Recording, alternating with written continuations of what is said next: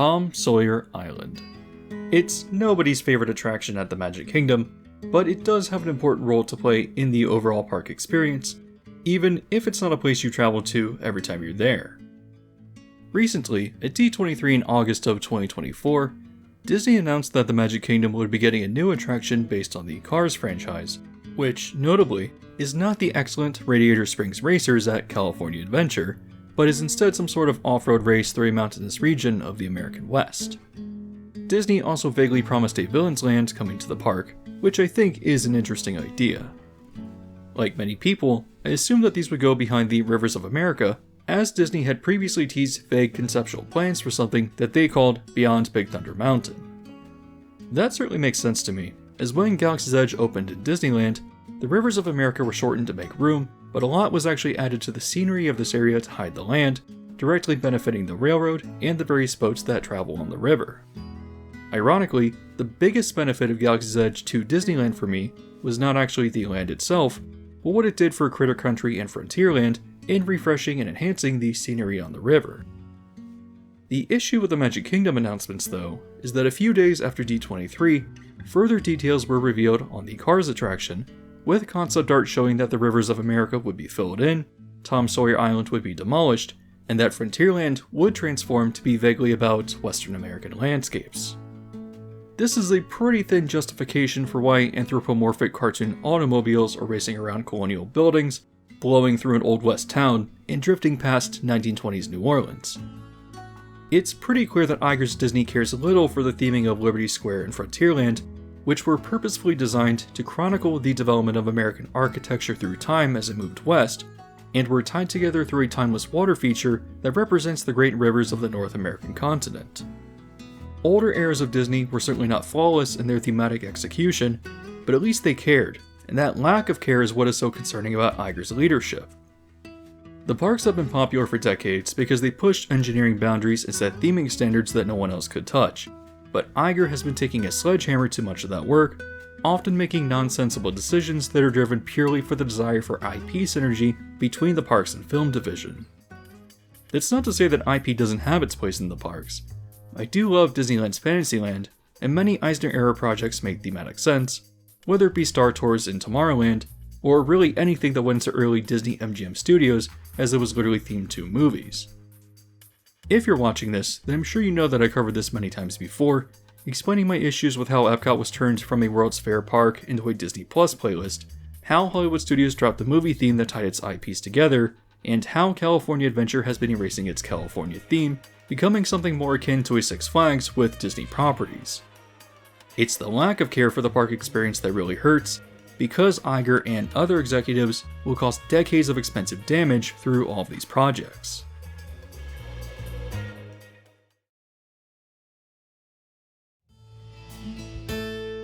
The Rivers of America is just the latest expensive blunder, and it's also really frustrating because of how unnecessary it is. Cars sells a lot of merchandise, and I get it, you want to place it in the parks. I'm not opposed to it going into the Magic Kingdom, but why is it not going beyond Big Thunder Mountain?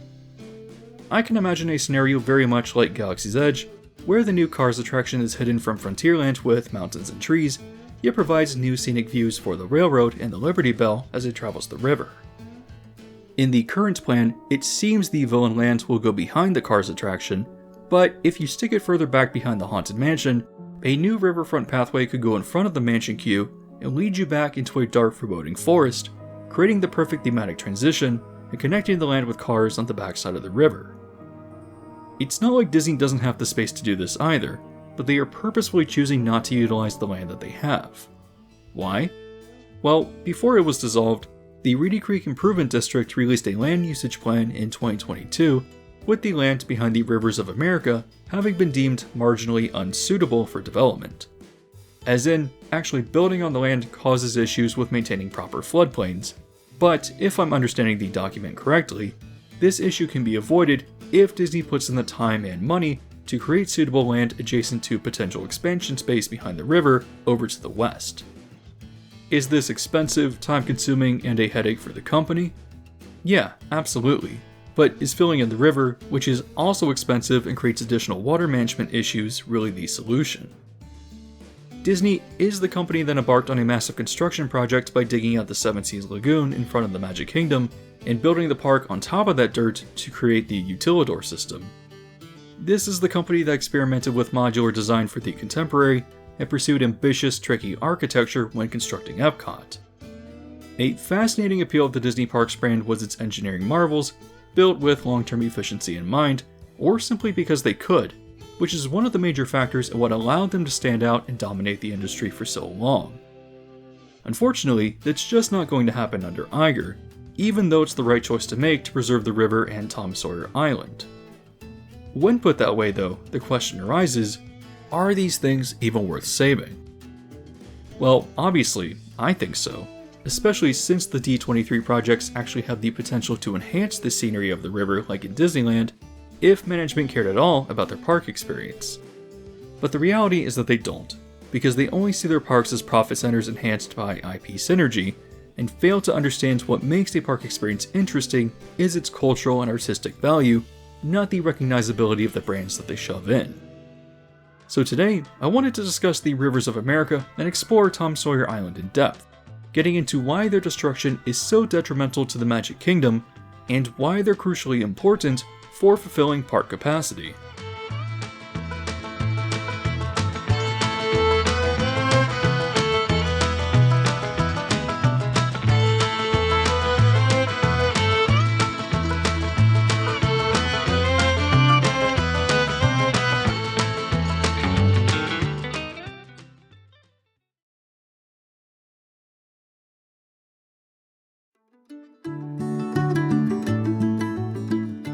Heading down to the Frontierland dock, the first step of your journey to the island is to queue and wait for the raft that takes you over. Once boarded, the raft takes an approximately 90-second journey to the dock, which in my opinion is fun and offers scenic views of the park. People often treat this like a hassle or a headache because they view it purely as a transportation experience and not as part of the attraction, but I do think that's the wrong way to look at it. Once you step foot on the island, you're immediately immersed into its rustic charm at Tom's Landing, and it's a great respite from the chaos of the rest of the park. What I've always enjoyed about the Magic Kingdom is how it immerses you into the past, whether it be the colonial era of Pirates of the Caribbean or Liberty Square, or the 19th century American West of Frontierland. There's just something about the design of the buildings on the island that feels immersive in an intimate, nostalgic sort of way, and I like that it's attempting to sell the idea of an island in the Mississippi in the 1840s. What makes Tom Sawyer Island interesting is that exploration aspect, and traveling around the island, you'll see many signs with backwards letters and incorrect spelling, authored by Tom Sawyer himself, explaining the context of various island landmarks. While walking and exploring the perimeter, you'll encounter many scenic views over the water, whether watching the Liberty Bell or overlooking Big Thunder Mountain. I have always enjoyed watching the Haunted Mansion from the east side of the island too, hearing the howling dog from across the water.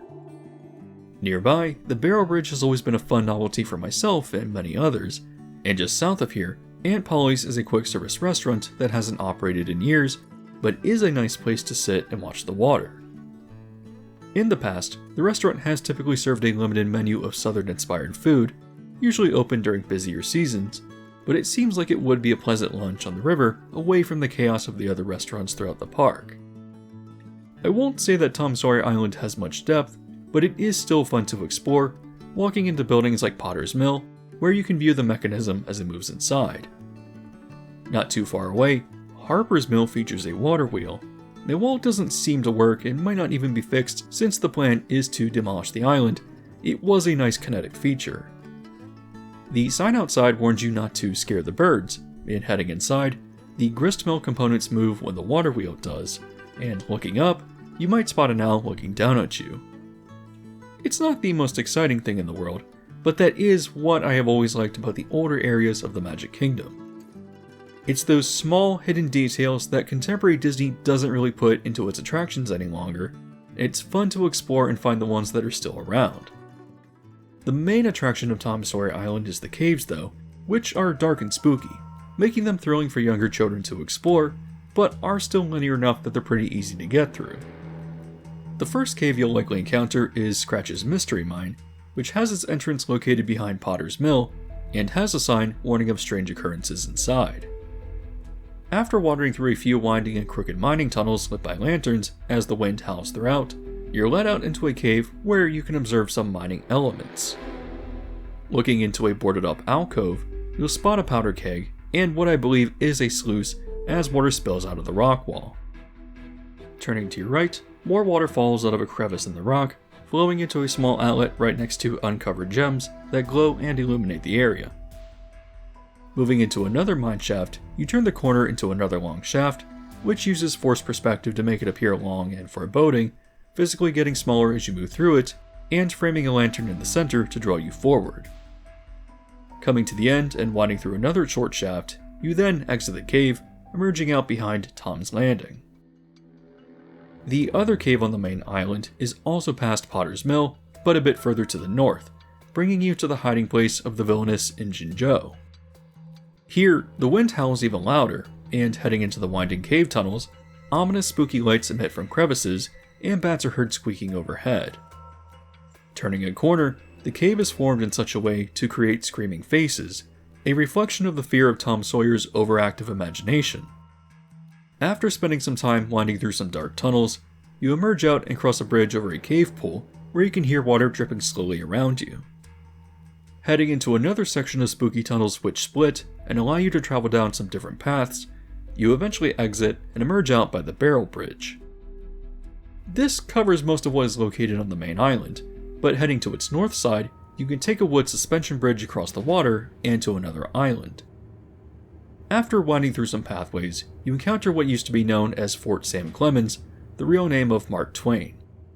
However, it was retitled as Fort Langhorne, reflecting Samuel Clemens' middle name in the mid-90s. Designed as a US military fort from the 19th century, this is a fun area for kids to climb through and explore, and is one of my favorite underrated attractions of the Magic Kingdom. On the ground, you can look into the blacksmith's window or doorway, where you'll spot animatronic horses, chickens, a dog drinking water, and 2 smiths working a forge.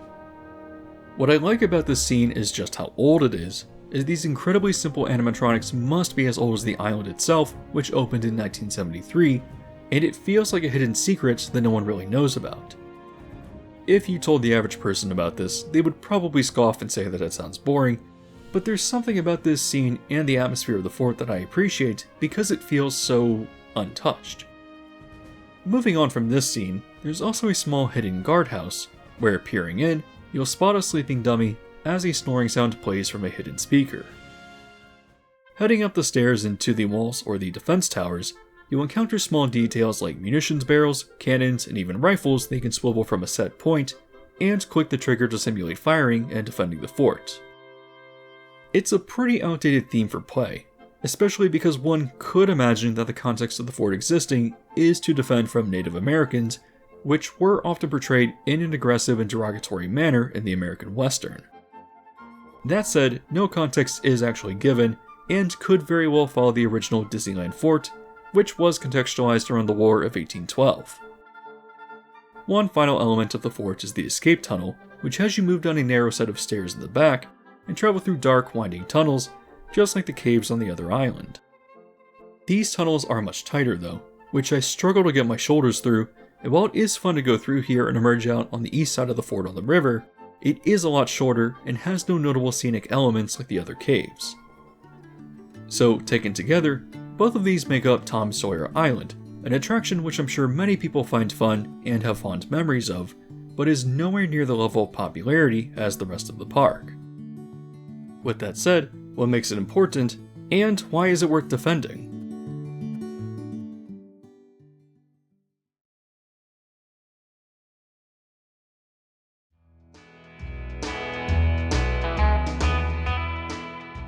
When the Country Bear Jamboree was recently closed and reworked to become a Disney sing-along show, there were a lot of people online aggressively dismissing the issues with the new show and yelling that no one ever went in the old one anyways. I really have no nostalgia for the old version, and I think it was very much in need of an update, but literally creating another Mickey's Filler Magic just sung by the Bears was very much the wrong way to do it. I'm not going to get into more detail about its issues here, but it does lead to an important conversation about capacity. If you state that the old country bears were old and rarely filling up theaters, then yeah, that's correct. That's also a large part of what made it appealing. It's like when people joke that the Hall of Presidents or the Carousel of Progress are great places for a nap. These smaller, less desirable attractions are just as important as the big e-tickets, because not only do millions of people still find joy in them for what they offer, but they're also important in helping to round out the park experience. If you have a park that's all e-tickets with very little to fill in your time outside of waiting through hot, miserable lines, then you end up with Hollywood Studios, which I think is by far the worst Disney park in the United States. Outside of waiting in long lines for the rides, there's very little to experience or do outside of very outdated live shows, and while Muppet Vision and Star Tours usually have low waits, they still don't do enough to supplement your experience.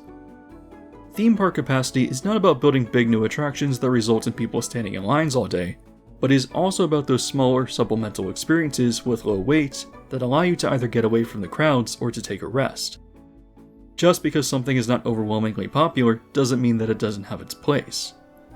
For example, the red car trolley at California Adventure doesn't see great ridership, but does that really matter? Ridership isn't taking into account what it does for the atmosphere of the park when you're on the street, or that the people who are actively riding it are likely enjoying the experience, even if it's not something that they seek out every time they visit. In the same way, Tom Sawyer Island is not particularly popular at the Magic Kingdom, and that's excellent, because what fun would this be if the island was crowded with people? The issue is that Disney is run by executives who do not understand their park experience, who have crafted an extremely complicated and stressful series of systems to exploit park visitors for as much profit as possible, but while also destroying important park capacity in favor of a lot of half-baked attractions with a recognizable IP just sort of haphazardly slapped onto them. Underutilized space, such as the Country Bear Jamboree, was seen as something that needed to be fixed, rather than understanding how important the show was for absorbing people who did not want to jump from 60-minute line to 60-minute line. When your park is nothing but tight crowds and constant lines, it leads to burnout, and I suspect less consumer satisfaction, leading to lower spending on merchandise and food, bad reviews being conveyed to friends and family, and likely less visitation in the future, all factors which obviously hurt the park division long term.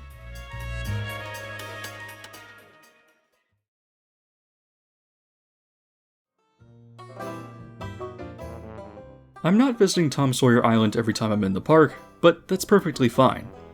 When I do go there, I still find it charming and worth experiencing specifically because it's very different from everything else. Unlike most attractions which are usually passive, Tom Sawyer Island allows you to travel at your leisure and do as you please, creating your own experience actively, almost working like a mini-land that adds a bit of exploration to your day. It's a place to get away from crowds, and I enjoy its details, atmosphere, and relative simplicity, in comparison to a lot of newer and flashier but underwhelming experiences that have made their way to the parks.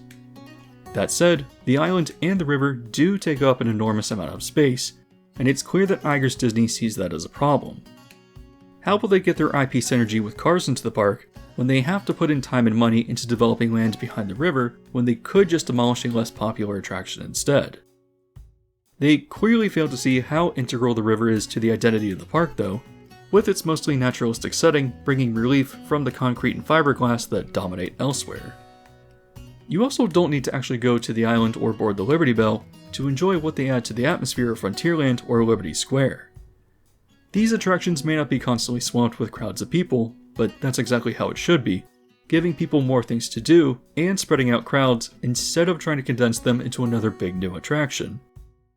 What's frustrating is that there will be a lot of people who don't see the value of the smaller attractions because they don't actually care about the park experience, and unfortunately, this is the only demographic the Disney leadership really sees.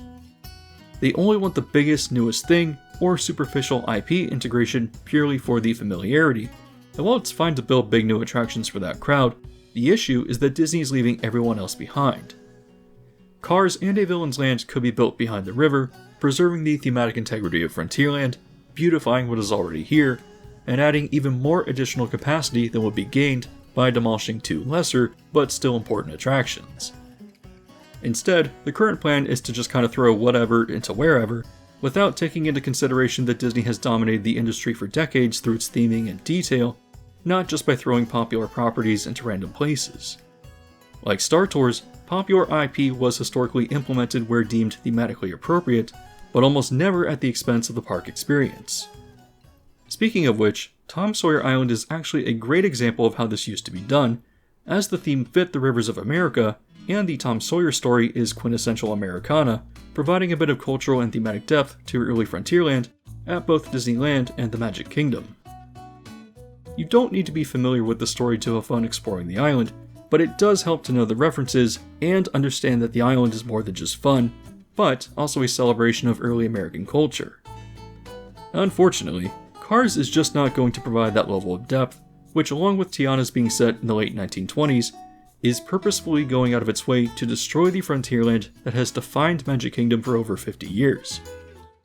In fairness, I do understand why Frontierland may be seen as problematic. American expansion west resulted in genocide against Native Americans, an unjust war with Mexico to steal their land, and American Western films have created and reinforced negative stereotypes for decades. However, while the age of piracy was awful for many reasons, Disney has managed to romanticize it in a fantastical way through both the attraction and the films, and I don't see why Frontierland can't do the same. In an age of hyper-partisanship, the Hall of Presidents manages to celebrate the office of the presidency by highlighting its best leaders in what the role should be, espousing an ideal that transcends the many bad men who have taken office. Main Street USA glorifies and makes nostalgic what was once the hard life of the small American town, and even Adventureland has evolved, dismissing its colonial overtones while still preserving its original spirit. Frontierland could evolve to become more about the gold rush, the American wilderness, and American culture, without being tied to the sins of the past, but awkwardly sticking in an off-road race from the Cars franchise is absolutely the worst decision that could be made to reinterpret the land. What do Disney parks look like 10 years in the future if franchises dominating the box office stops being the primary driver for viewership, a trend which I think is already changing? I'm afraid that a lot of short-sighted decisions made today will hurt the long-term viability of Disney parks that have held up well for decades, and Tom Sawyer Island, the Liberty Bell, and the Rivers of America are just the latest casualty that will cause decades of expensive damage to the park's brand and identity. They may not be the most popular or marketable aspects of the park, but Disney also has a cultural obligation to be a lot more than just a Six Flags with Disney IP. If Disney wants to maintain its dominance at the top of the industry, then leadership needs to recognize how to actually run their parks, understanding the importance of atmosphere, culture, placemaking, and why packing in a bunch of e-tickets without smaller supplemental attractions just creates an awful experience. To conclude, yeah, don't tear down the island or fill in the river. Hopefully, I conveyed how important I think these are to the Magic Kingdom, even if it's not something that you personally choose to experience every time. But if you enjoyed this video or want to boost its message, one simple, easy way to do so is to just leave a like. As always, if you enjoy this channel and the videos that I produce, I also encourage you to hit the subscribe button with bell notification so as to be alerted to new videos as they release.